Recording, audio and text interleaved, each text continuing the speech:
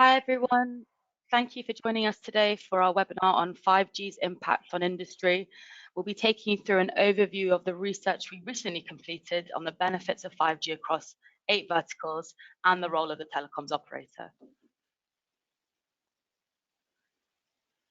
Okay, so we've got a great lineup today. Our presenters on the call today will be my esteemed colleagues. So we have Chris Barraclough, who is partner at STL Partners, and Tilly, one of our consultants, with myself moderating the Q&A at the end. In terms of the agenda for today, I'll run through some housekeeping at the beginning. In general, the session will be looking at the overall opportunity on 5G and then deep dive on 2 particular industry sectors. So the order of play is that once I'm done with the housekeeping, we'll hear from Chris as he takes us through the overall impact of 5G on industries. And then Tilly will outline the opportunities and requirements for 5G at a high level and tell us more about the use case within healthcare. Finally, we'll finish with Chris going through a manufacturing use case and rounding the session off with a note on the role for operators and the wider community. And then lastly, it's the Q&A, which we should have about 10 to 15 minutes for. So I do encourage you to submit your questions throughout the presentation. Just quickly on sort of logistics. You should see a control panel on the right-hand side, which you can expand or hide using the orange arrow button at the top, which is noted by arrow 1. There is a questions box in the control panel, so please type questions or comments there, and we'll go through these at the end. We'll only use your first name, so people won't know who asked what, don't worry. Just to let you know, all attendees are muted. If you are facing any audio issues, please notify us in the chat box rather than use the question box. And you can also raise your hand using the hand button to get our attention, which is that arrow number 2. We will be sending a recording of today's session out after the event as well, and we encourage you to share this with colleagues. Just to let you know, in terms of audio, it's best hearing this through a USB connected headset. If you do have any problems with the sound, first try adjusting your volume locally before kind of reaching out to us. Okay, so on that note, I'll hand over to Chris. Thanks, Dalia. Let me take you for a moment through some of the output. Obviously, this webinar will have a bit of a whistle-stop tour through some of our research. There's quite a lot of material that we are publishing over the next few weeks. Couple of reports. The first on manufacturing and one on healthcare. They'll be looking at deep dives into those industries and looking at specific use cases based on interviews we've done and surveys we've held with executives in those industries. We'll also be publishing a report on telcos and what the implications of our findings are for telcos. Our belief here is that connectivity alone won't be enough for telcos to capture a large portion of the value being created by 5G and what they should do beyond connectivity.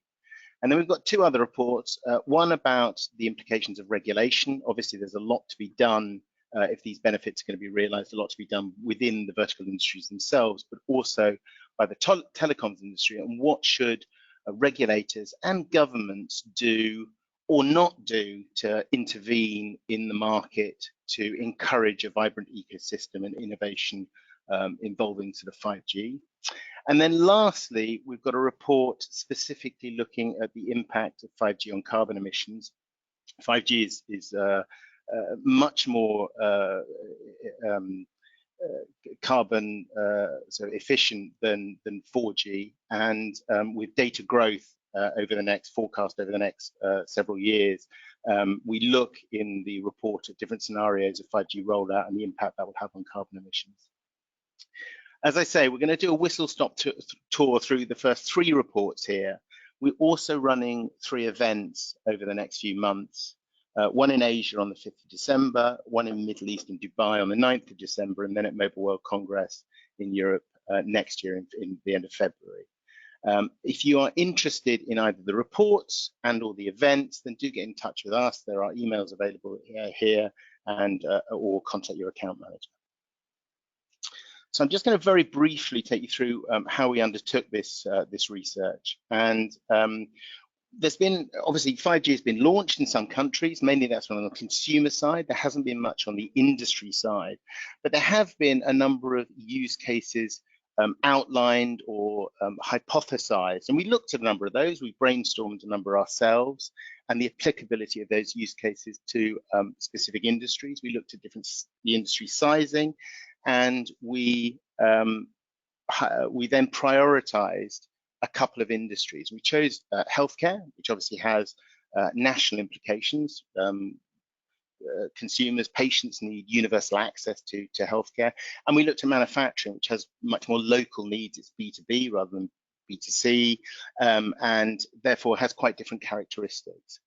We interviewed a number of industry executives, both those who are involved in sort of 5G test beds and so on, but also practitioners in the healthcare industry to understand their challenges, and also test and develop some specific use cases and how that might help them in their jobs and the impact it might have on their industry and their firms. And then, having developed those use cases, we then tested them with around 200 people in developing and developed markets in 4 countries, 2 developed, 2 developing. And we use that to quantify the benefits of 5G. Clearly, there has been no real rollout of 5G in terms of from industrial usage. What we didn't want to do was take a view ourselves, a guess. So we took a wisdom of crowds approach from those within the industry to identify what the upside might be from rolling out 5G. We then use that to identify within healthcare and manufacturing from a bottom-up perspective, use case by use case, what the benefits were. And then we used that and applied those use cases and other use cases to additional industries in terms of extrapolating how that might look over time across 8 industries. And then finally, having done that and looked at the sizing and the benefits of 5G to specific industries, then look at the implications to regulators and for to telecoms operators and to regulators and governments. So what does that all mean? Well, in terms of what we came out with and the data, I think we've, the title of this this webinar shows that in 2030 we reckon there could be about 1.4 trillion benefit from 5G. That amounts to about a 2.5% increase in GDP from these 8 industries. And what you can see is that about 50% of that is realized in manufacturing. And there's 2 reasons for that. One, manufacturing is a very large industry, typically around 15% of most economies' GDP. And in large economies, China, it's 30% of GDP, and the US, it's 20% of GDP. So it's a very large industry, and also 5G, we think, can have a very large impact on that industry as well in terms of productivity.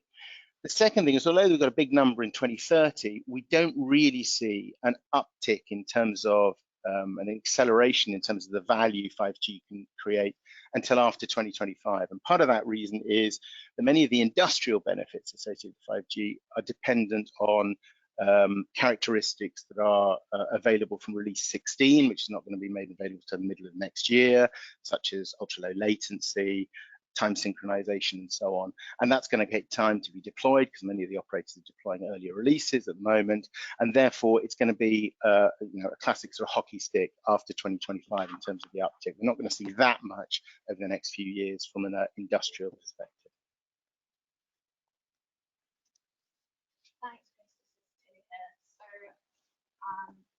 I want to just briefly focus in on the 2 industries that we have modelled in more detail. That's healthcare and manufacturing. And I'm going to whiz through a quick introduction to these industries and also highlight for you the 3 use cases for each industry that we've explored and modelled in most detail. So at the moment, what's showing on the side is manufacturing. And as Chris mentioned, we interviewed and surveyed more than 100 people within the manufacturing industry. And a lot of that surrounded talking to them about the key challenges that they had at the moment in their industry, and then having a think about how 5G use cases could help to combat some of these challenges. And what's come out of that is that we've suggested that the manufacturing industry can generate an additional $740 billion by 2030, or as the percentage figures in light blue show, can generate more than 4% additional GDP contribution for the industry by 2030. As you can see on the right-hand side in the legend, that shows the 3 use cases that we've prioritised and modelled in the most detail. A quick summary of each use case. Advanced predictive maintenance is about collecting huge amounts of data to accurately predict when a machine will fail and reduce unplanned downtime. Precision monitoring and control is about monitoring the entire manufacturing plant and its processes continuously and adapting these processes in real time to maximise productivity and reduce defect rates. And Chris will talk about this in more detail later in the webinar. And the final use case is augmented reality and remote expert. And there we're talking about the streaming of content for augmented reality headsets to improve efficiency and support workers in maintenance, operational processes, training, etc. To move on to healthcare, in this case, when we're talking about GDP contribution, we're talking about the amount of money that can be saved with 5G use cases. And in our healthcare report, we explore in more detail the implications of reallocating this saved resource into treating more patients and increasing the reach and access of healthcare expertise to more remote and less developed corners of the globe. And we predict that this will lead to almost 1 billion extra patients being treated globally each year by 2030. Again, when we spoke to those within the industry, we spoke a lot about the challenges that the healthcare industry was facing, including a growing aging population. This is particularly prescient in the developed world, and a lack of access to medical infrastructure in less economically developed.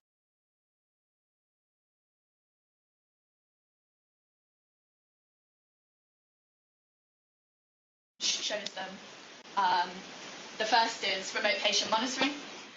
This is about the real-time streaming and analysis and monitoring of patient data from e-health device and patient wearables. The second is virtual consultations via high-definition video. This is about HD two-way video streaming between either a doctor and a patient, for example, for a routine appointment, or between a primary care and a specialist doctor, such as for a referral appointment. And I'll return to this in a minute. The final use case is connected ambulance, and this is one that I think has been spoken about quite a lot when it comes to 5G in the healthcare industry. And for this, we're talking about the real-time streaming of patient data and information from sensors and from high-definition cameras between ambulance crews and between in-hospital emergency departments. And this enables more patients to be treated on-site rather than being conveyed into emergency departments in the hospital. So, as we mentioned, in this webinar, we'll just have the opportunity to give you a very high-level introduction to the work that we've done in these 2 industries. There's a lot more detail in the 2 reports. The flip side of talking about these challenges that the industry faces is that we started to think a bit more deeply, not just about the classic capabilities that 5G is expected to bring, which is kind of up on the screen now, but also about the specific ways that these 2 industries will leverage particular parts of the capabilities of 5G in unique ways. And part of that was about exploring what their current connectivity offerings are in each industry, where they work well and where they're less than ideal. And it became clear that each industry would have different requirements of 5G connectivity. So in terms of manufacturing, these 3 core capabilities, latency, capacity, and reliability, really came to the fore when we spoke to those in the industry. And the quotes here just illustrate some of the things that we were hearing from manufacturing executives when we spoke to them about connectivity. So I think latency is particularly important to them where data is being used not just to monitor assets, but also to trigger actions. And these can be mission critical and therefore require less than 10 milliseconds latency. In terms of capacity, generally that was around where manufacturing executives wish to go from collecting perhaps 1 or 2 variables or data points about their machinery up to collecting hundreds, and this enables them to get a lot more granular about their analysis of productivity of their machinery. And the final area was reliability, and I think here we really saw that there was a perception difference between 5G and perhaps 4G or Wi-Fi, in that they felt that their data and their connectivity would both be more reliable and more secure on 5G. In comparison, if we move on to healthcare, really we saw that 5G here is about more than just latency, and I think this is because the 5G use cases that require ultra reliable low latency in healthcare, like telerobotics or remote surgery using haptics, were just deemed so far out by those actually within the industry that we spoke to that they kind of didn't want to focus on it. Instead, they were thinking about bandwidth and capacity, and that's particularly to enable scale and coverage, perhaps of digital use cases that already exist on a smaller scale, but that require that bandwidth and capacity to scale out to a much larger patient or customer base. Another one that's sort of interestingly came up was around battery life, and I think that's because, you know, if you are inserting, for example, an IoT device directly into the body of a patient, for example, to monitor blood sugar level, then that procedure is likely to be uncomfortable, and you want to be able to minimize the you want to be able to maximize the amount of time until you have to repeat that procedure in order to change the battery. So what I'm going to do now is just talk you through one of the use cases in a little bit more detail for healthcare. Obviously, we have 2 others that are spoken about in the report, but for the goodness of time today, we're just going to talk through one, and that is HD virtual consultations. And I guess, you know, to acknowledge up front, there is some use of Skype and other video conferencing tools to perform consultations and checkups today. There's also fairly wide use of telephone consultations as well. So this scenario is not purely unique to 5G. What we have seen is that there has been relatively limited adoption of this kind of use case. And this is primarily, when we spoke to the industry, they said this is primarily due to a variability in the quality of their connection. Appointments are frequently interrupted by significant lag and pixelation, and this makes talking to a patient difficult. In a world of 5G, 5G can ensure reliability of high bandwidth connectivity to reduce that latency and jitter of the streamed HD video connection without relying on the often variable speed of the home Wi-Fi of the patient. And importantly, the security of the video call is also assured if you're discussing confidential patient information.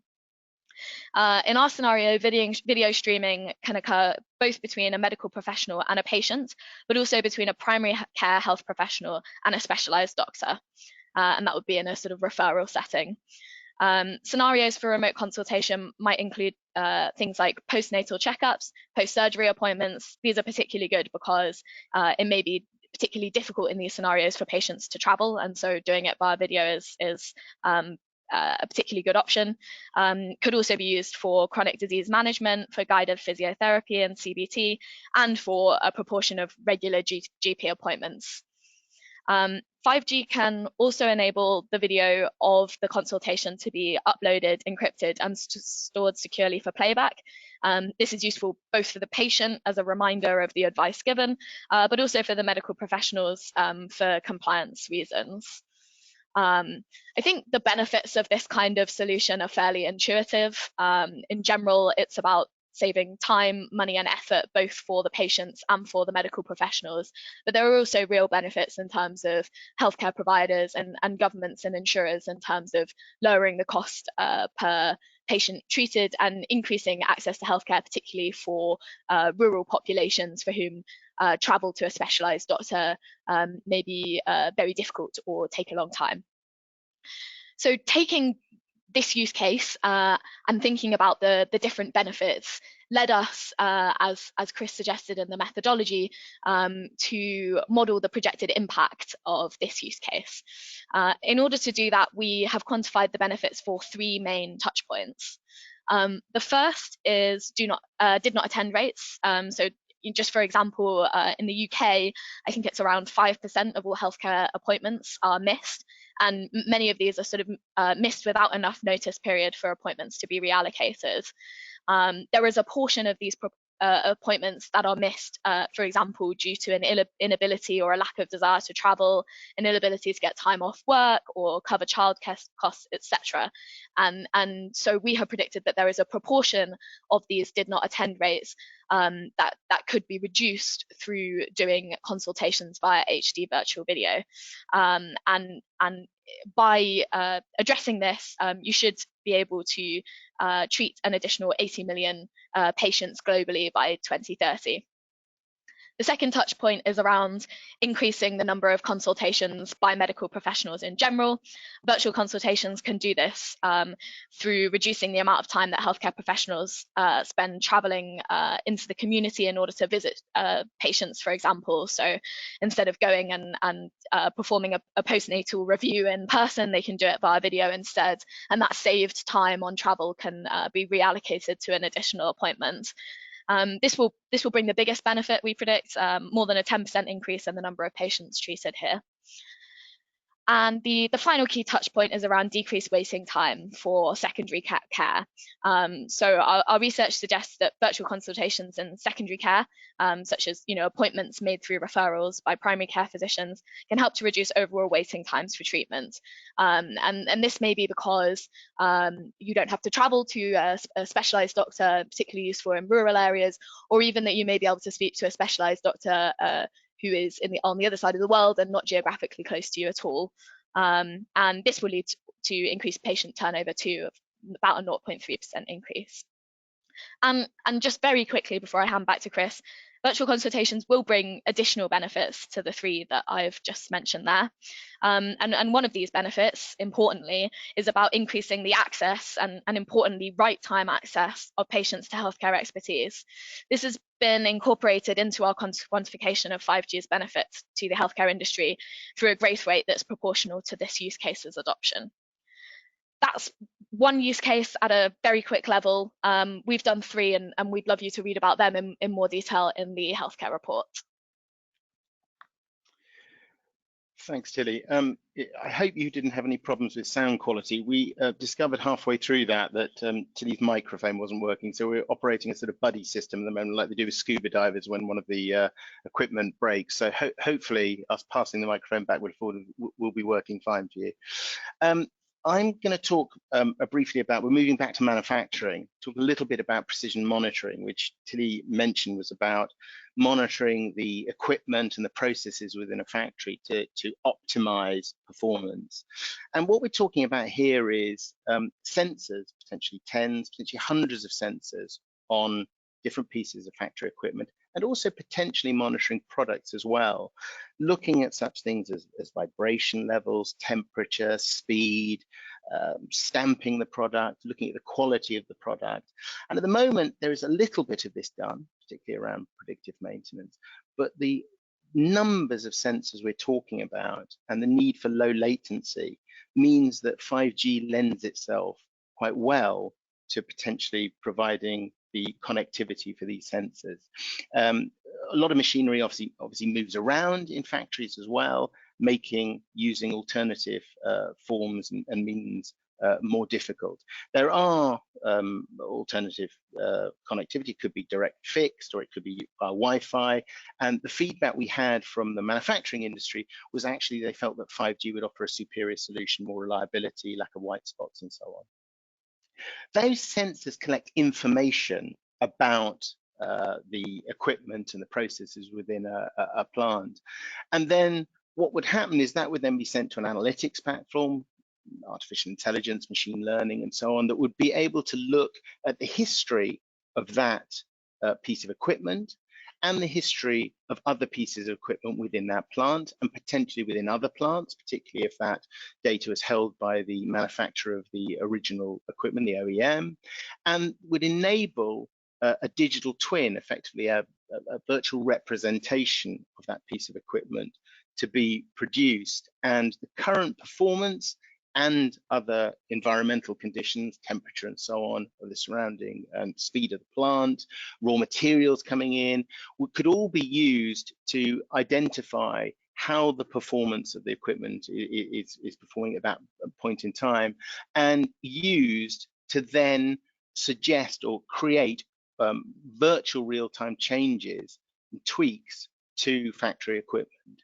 Now, it's quite technical, it's quite difficult to do this, but over time, the suggestion would be that the benefit of this would be to increase the output of the equipment. And we're talking here about equipment that is available. We're not talking about equipment that is down, unplanned downtime. This is the performance when it's available, when it's working, of improving the output, and also reducing the defect rate. Now, unlike the healthcare industry, there's actually a relatively small amount of data available about manufacturing, and manufacturing is also very varied in terms of it's a very broad church in terms of all the different types of manufacturers available.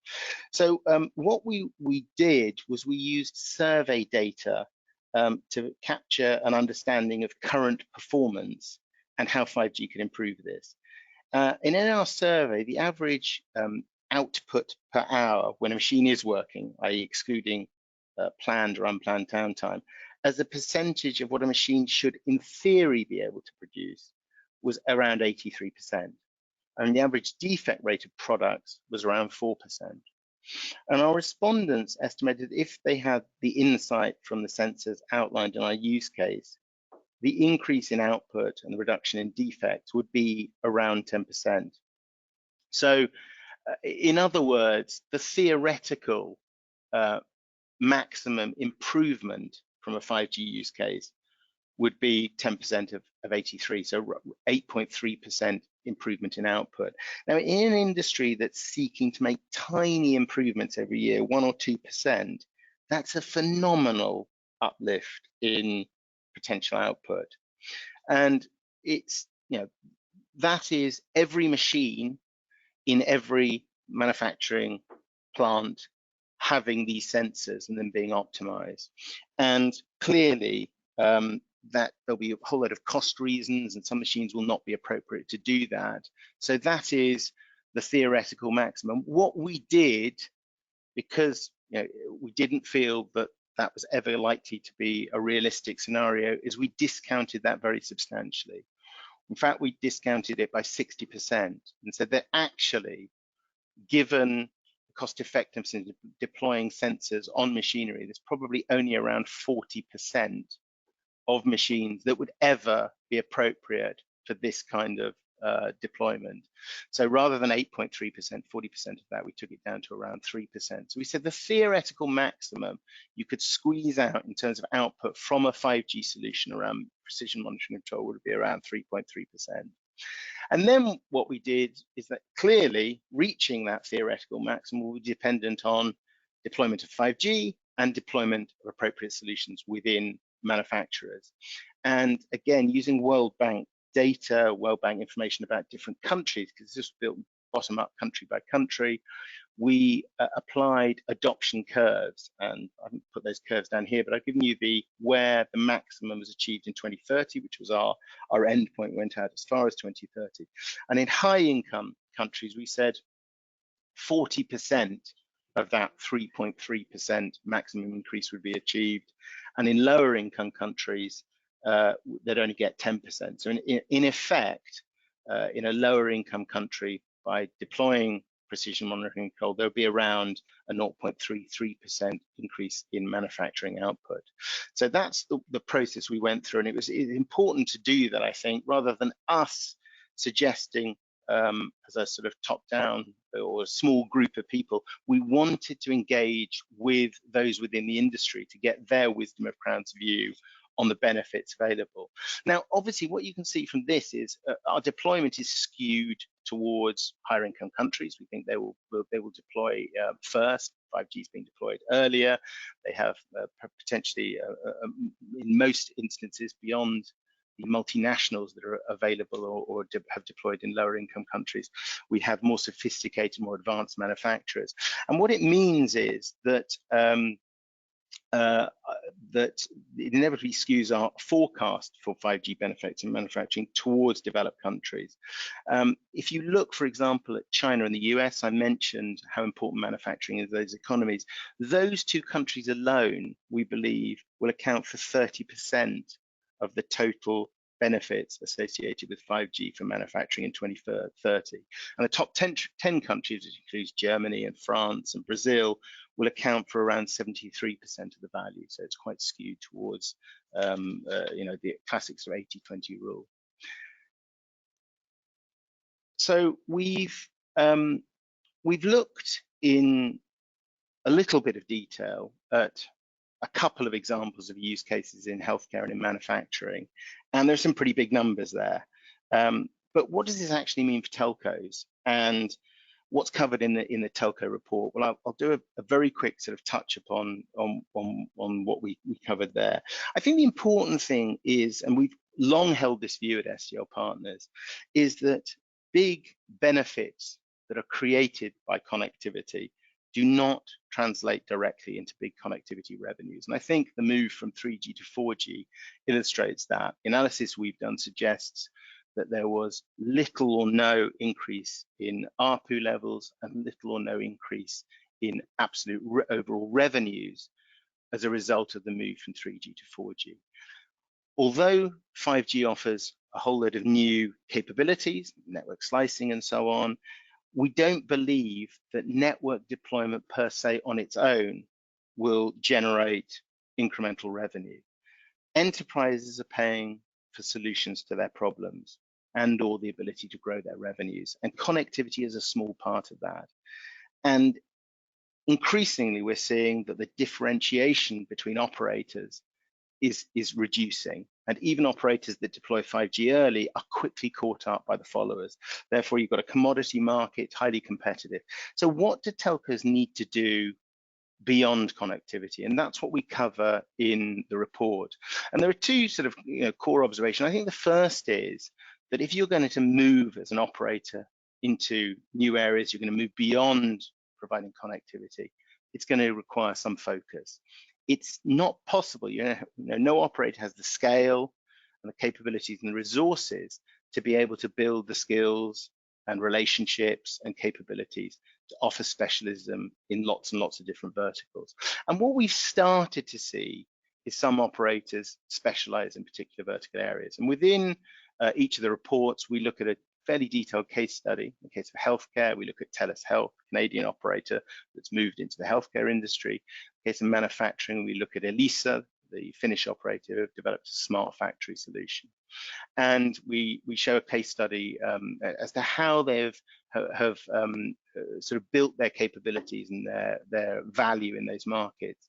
And we look at different roles that operators can play within an enterprise, a B2B2X ecosystem.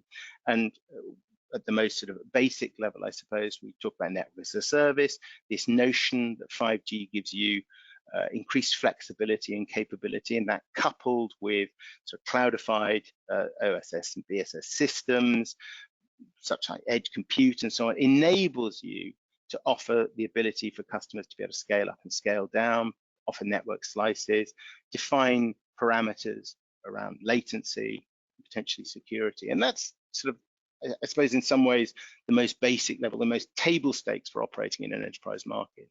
Above that, there is an opportunity to offer some enabling capabilities.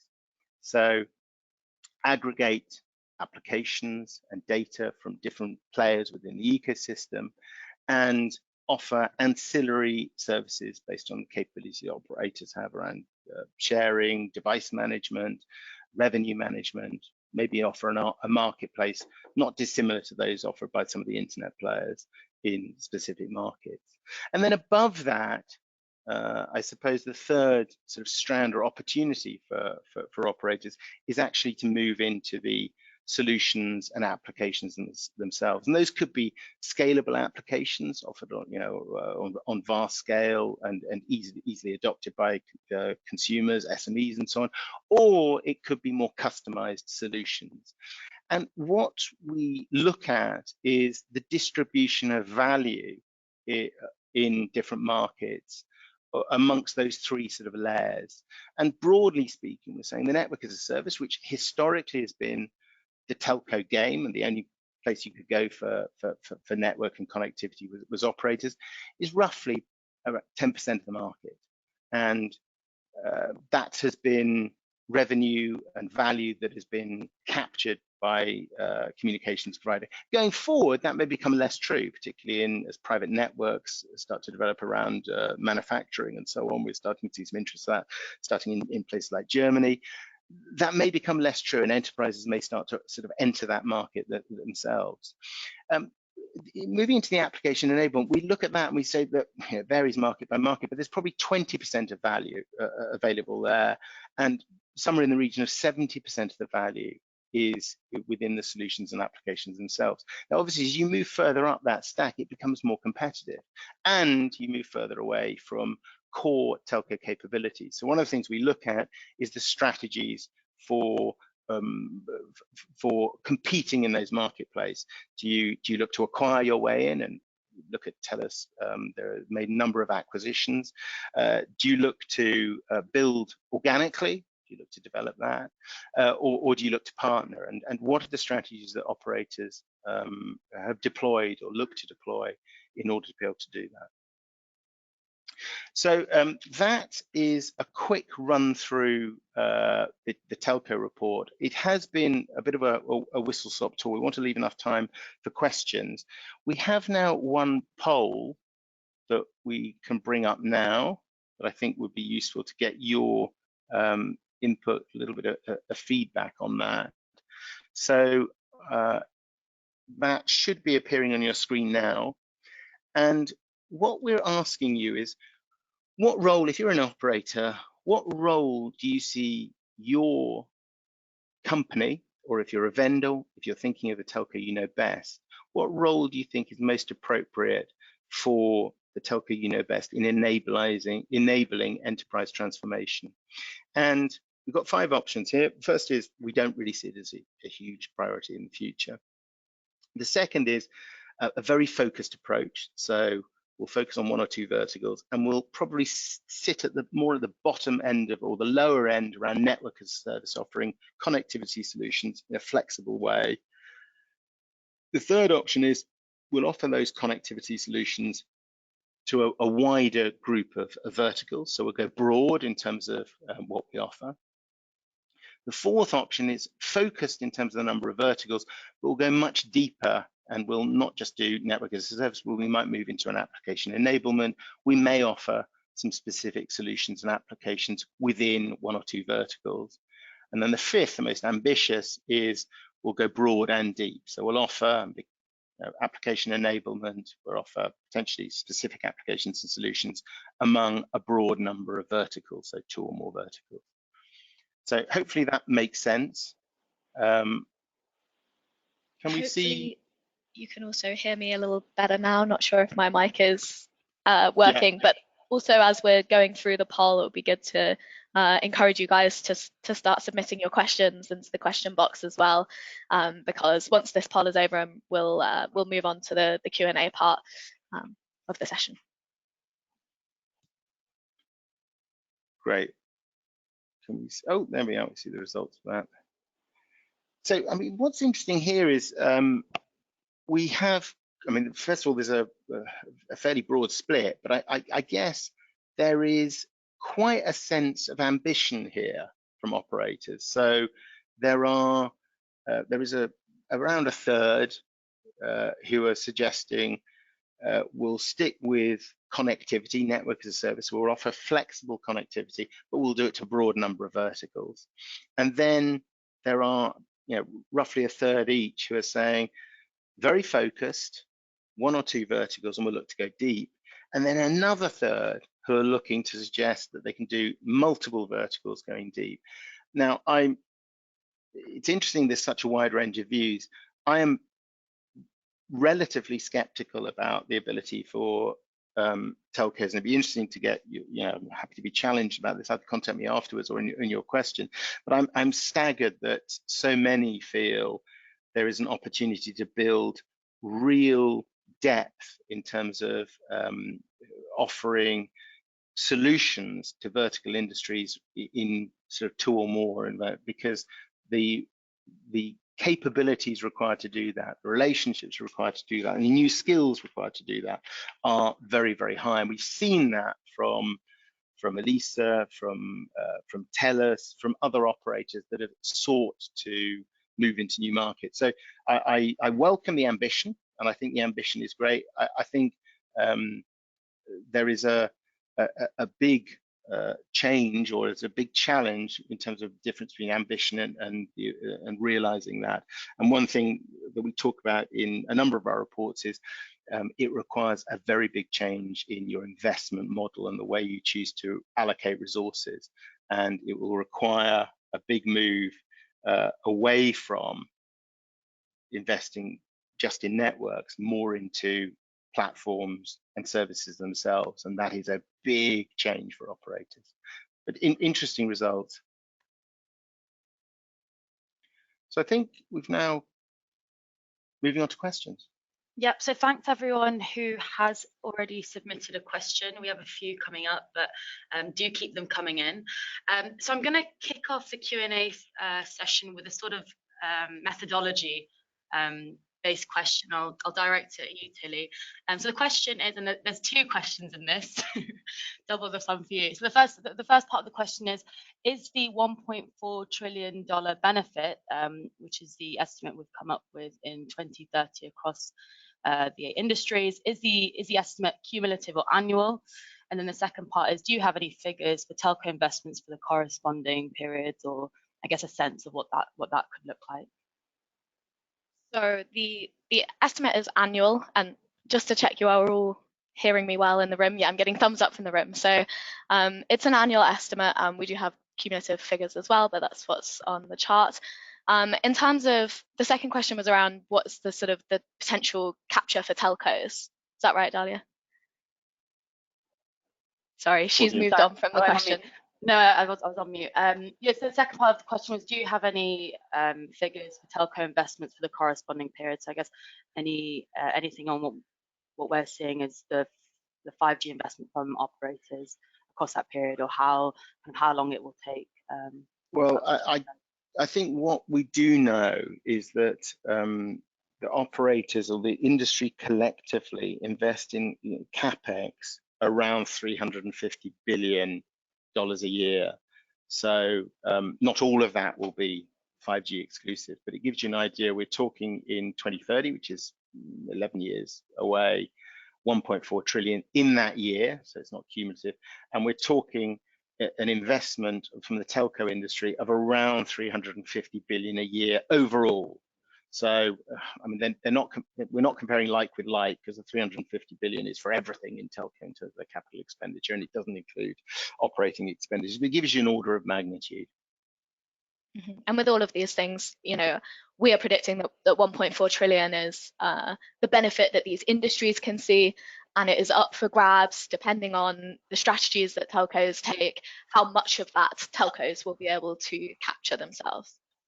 Yeah, and I think that, as we mentioned, our view is connectivity per se on its own will be a relatively small portion of value created. And we've seen that decreasing over time as the industry has slowed and competition has intensified, that a lot of the incremental value, the service value being created by telco is being competed away, which is why EBITDA margins have been squeezed and returns on investment have come down over time. Great, thanks guys. We had actually a couple of questions around sort of what are the unique capabilities of 5G, particularly when you compare it to Wi-Fi and Wi-Fi 6. So we had a couple of questions related to that. There was one specifically from Jonas on the HT consultation use case, and kind of asking what are the specific benefits of 5G as opposed to doing this use case of a fixed, so fiber and Wi-Fi. And then kind of a related question was from David, who is asking, we presented the capabilities of 5G, but some of these are also being addressed by Wi-Fi 6. How would you position Wi-Fi 6, not Wi-Fi 5, against 5G? So I don't know, Chris, if you had any thoughts on that. Well, I know Wi-Fi 6, one of the big changes is improved security, and that was always one of the concerns around Wi-Fi 5. Nevertheless, those we spoke to in the industry have been working on test beds associated with 5G. Their concern with Wi-Fi remains, and I think Wi-Fi 6 has yet to be proved to address this, has remained concerns about reliability, concerns about interference, different channels and so on, and perhaps most importantly, around white spots. So they feel if you have 100,000 square foot plant, the number of access points and the complexity associated with those access points, and actually we even find that in our office building here, in order to be able to cover a factory plant effectively would be much more difficult to do than under 5G, and potentially more costly as well. So I know Wi-Fi 6 is an improvement, but from what we've been hearing, and again, we're talking about technologies that to some extent neither have been rolled out yet. So we're comparing a theoretical 5G to some extent with a theoretical Wi-Fi solution. But that was their main concern, was around reliability, still some security concerns, and perhaps most importantly, covering those white spots. So coverage within a plant within manufacturing anyway. In terms of just to pick up on the kind of specific question about HD video consultations, I think a lot of the benefit of 5G comes from the mobility and flexibility that it can give this use case. So rather than having to either be at home on your Wi-Fi, which may or may not cause lag and pixelation difficulties anyway, you're able to kind of go about your day, take your consultation, in a quiet room in your office or on holiday, etc., etc. And I think that flexibility and mobility of being able to do that wherever you are in the world, and the same for the case of the doctor or the healthcare professional as well, that they're also able to do this in a flexible manner in a way that doesn't require them to either have a wired and fixed connection or to connect to Wi-Fi is, I think, where some of the benefits of 5G come in. And in the healthcare market, with so many of these use cases, there probably is a theoretical way that you can do these use cases in a similar fashion without 5G, but you're not going to get the same scale and adoption by patients who act as consumers in this market without it being flexible, mobile, and a belief that their data is secure as well. Great, thanks, Tilly. So there's been actually a few questions coming in more on the latter part of the presentation around the telco role and then quite a bit around how do telcos address this vertical opportunity, how do they move up the value chain. So we've got a question from Neil, and I'll direct this to you, Chris. So his question is, do you see the route of vertical growth for operators through building skills internally or partnerships? Well, I think it's a very good question. Everybody talks about partnerships, and for years there's been a we must partner. Well, of course, there's a need to partner more. I guess I mentioned buy, build, or borrow, the partner idea, and I don't think there is a silver bullet here, but I think that what we have seen is those telcos that have been quote unquote successful in terms of making a real change in terms of their business model and moving up the value chain, moving into new sources, have typically kick-started that with one or more acquisitions. So I mentioned Telus. If you look at Singtel in Asia, which have moved very much into advertising and media, they have made some fairly substantial acquisitions of Mobi and Conterra and Adconian and so on. And I think that it is quite difficult, given the financial structure and the operating model of telcos, to change so dramatically. And the reason for that is that telcos are CapEx deployers. They deploy large quantities of CapEx over typically an 8 to 10 year cycle. And that is the innovation cycle that typically a telco operates at. if you want to move into platforms and application enablement, or into applications and solutions themselves, the innovation cycle is often weeks or months. So you're constantly changing and upgrading applications and solutions. And it is a completely different financial model. It's OpEx based, so you can redeploy and move your resources very quickly. You can't do that with capital. You can't half build a network. So once you've started deploying CapEx, you typically have to complete the cycle.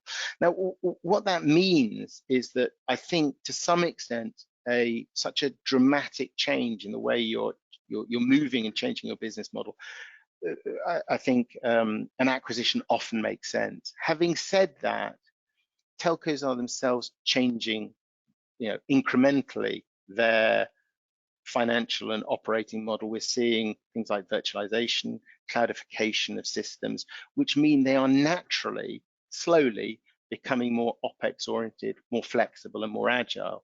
So I think as well as M&A, we are seeing organic changes that mean things like DevOps, agile innovation are becoming more common within operators. That certainly wasn't true 5 years ago, 10 years ago.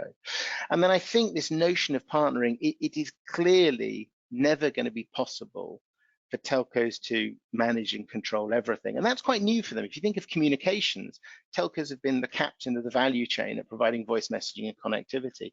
As you move into new areas, you are going to be involved much more in a co-opetition environment where you are sometimes working with a partner and sometimes competing against them. And that clearly, if you're developing a platform, for example, for healthcare or in manufacturing, in Lisa's case, you'll be looking for application developers, small or large corporations, to build and work with you. So I don't think there's an easy solution, but I think it's all of those things. It's buy, it's build, and it's borrow, it's partners that will enable operators to move forward. And how they choose to do that is one of the key challenges of implementing a strategy. Short answer.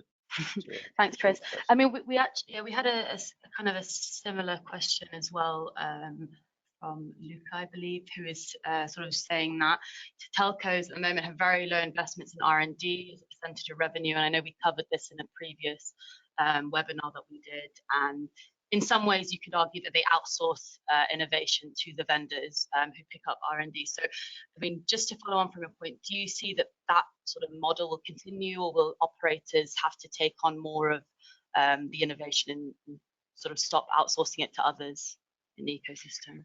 I think it needs to reduce, and the question is absolutely right. The level of investment in innovation and R&D is low, and it's much higher in capital.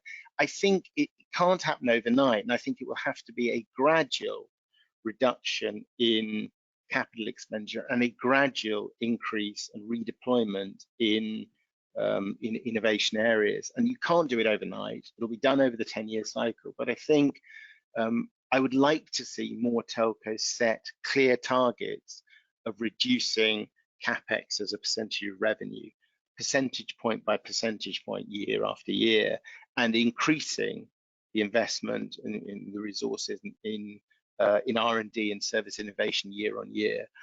It's been done before by companies in terms of changing their financial model and their operating model. And I think telcos need to do that if they are realistically going to address these new revenues. The alternative is not necessarily awful. And many telcos, and they say, well, that's not an area I'm able to compete in. I will be competing in the network and the connectivity. I will be an extremely flexible network as a service provider, and I'll be very, very low cost, very highly automated, highly efficient. And all telcos, I think, will have to move to that model for their connectivity capabilities. There will be some telcos that successfully redeploy resources and build value above that, but that is very, very different financial and operating model, and I think it has to be done on a gradual basis. It can't be done overnight. Great, Thanks, Chris. Okay, so moving on slightly from the subject around the role of the telco, and this question from Rohan is a bit more around kind of barriers to adoption and uptake of 5G. And his question is, what are the main technological or uptake concerns of 5G? So things around reliability or infrastructure costs, any other challenges which may inhibit enterprise adoption of 5G. Tilly, I don't know if you have any thoughts on that. Yeah, it's a good question, and I think, you know, partly this comes back to we're quite realistic about how 5G adoption will be taken up by industries. So we did quite a lot of research around sort of the how digitalized industries are at the moment in both in developing and more developed markets, and how fast moving these industries tend to be, and then use that to sort of map across some of our adoption curves, to kind of to be realistic about how fast that uptake of 5G will be within the industries. I think the other thing on this point is, you know, we don't think that 5G will eclipse all other connectivity solutions. There will be circumstances in which fixed or Wi-Fi may still be the best route, and 5G may well be used in combination with them in the future. And in fact, we know that it will be. So when we've looked at healthcare and manufacturing in particular, we've given a use case adoption curve for each use case. That means that the use cases that we think are further out, that will take longer to be adopted, you know, as Chris said, whether that's because they rely upon future 5G standard releases like release 16, or because we think that will require more organizational people change in order to adopt that use case. We've made sure that we've mapped that onto individual use cases in healthcare and manufacturing, and at the industry level in terms of the other industries. So we have done some thinking about this, you know, and there are some barriers and things that will slow 5G adoption, particularly within the industries, rather than just, you know, based on the rollout that will happen in other countries as well. I don't know, Chris, if you had thoughts. Yeah, I mean, I think one of the barriers will be the focus that telcos initially seem to have of consumer orientation. So we're seeing, certainly in most of the markets, that 5G is being rolled out, and it's certainly being positioned as a consumer solution. Look at a lot of the marketing and advertising and so on associated with it. And I think to some extent, although telcos see enterprise as an opportunity, it's also seen as being quite complex, quite difficult to address, and therefore, to some extent, there may be delays from telcos in terms of not just deploying release 16, but also all the other things that need to happen that will result in these kind of what we've been talking about here in terms of the impact that 5G could have on enterprise IoT. Okay, great. Thanks, guys. Thanks a lot for answering those questions. I know there are quite a few questions that we didn't get around to. We will try and answer all the questions offline as well and send that round. There were some more interesting questions around things like telcos' relationship with the state and the government, and whether that plays a part, which other market players are likely to extract value from this. It could pose a threat to the telcos. So those will be covered offline. We'll send those around, both to those who joined live today and to those who couldn't make it. Just to wrap up, so this is part of a research series that we will be publishing in November. So it's those 5 reports that Chris went through at the beginning. To highlight again, we do have these events coming up. So we've got the couple of events in December in Singapore and Dubai. I believe we are posting a link in the chat box where you can go on the website and express your interest in those events, and we'll sort of discuss with you offline around logistics. And the other thing, I guess, to mention with those events, so we are looking to recruit sort of a cross-stakeholder audience, and not just telcos in the room, but also have those representing sort of regulators and government and enterprises as well. If you do have any questions on the research itself or anything else that STL Partners is doing related to 5G and verticalization, do contact us. We've got Chris and Tilly's emails there, but equally feel free to sort of contact anyone in the team. Thanks very much to everyone who took the time to join the webinar today, and look forward to seeing you on the next one.